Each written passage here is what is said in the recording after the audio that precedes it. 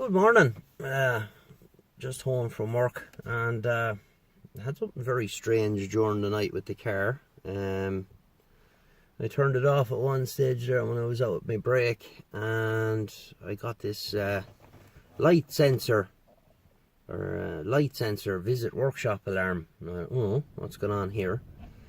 So I did a little bit of googling, and it turns out that it's most likely the battery. So you can bring up a thing on the display where if you press with the ignition key in position 1, if you press the reset stalk for the odometer, if you press it 3 times, it'll bring up the battery voltage straight away. And 11.9, and I have a battery in the shed that's perfect, but it's a good bit bigger than what's in it, so I'm just hoping that it'll fit.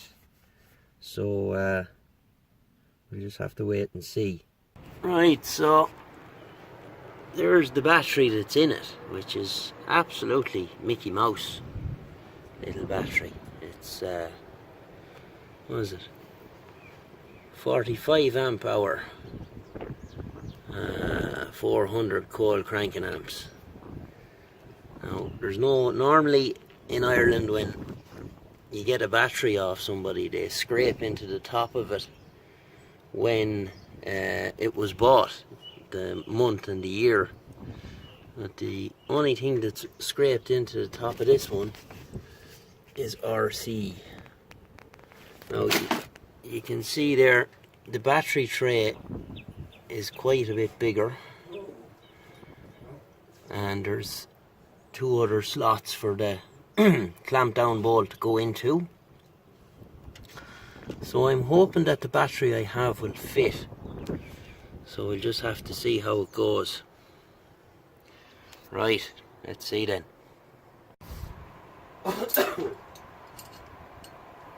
Right,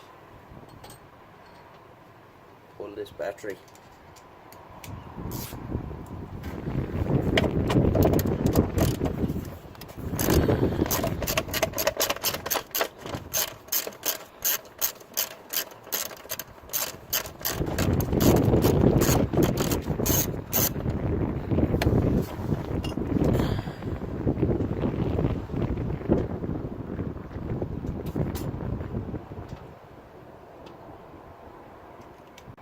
Only problem is the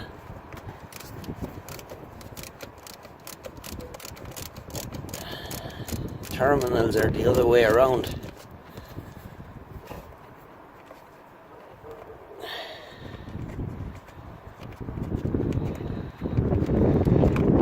I have an idea.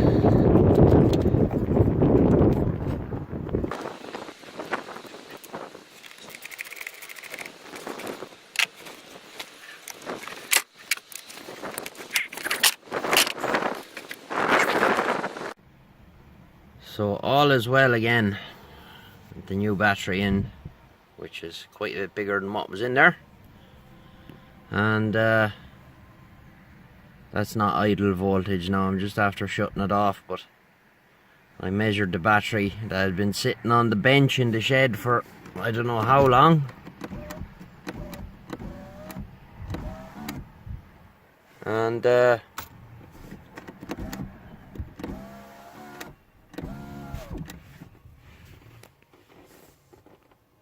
it measured 12.6, so happy days. Just an interesting little sidebar. I discovered when I reconnected the battery and started the car that the auto up function wasn't working on the windows. They go down alright, the one touch, but they wouldn't come up. So what you have to do is you put the key in position 1 or 2. You have to have all the doors closed, and you have to drop both windows at the same time, and then bring them back up, holding the 2 switches simultaneously.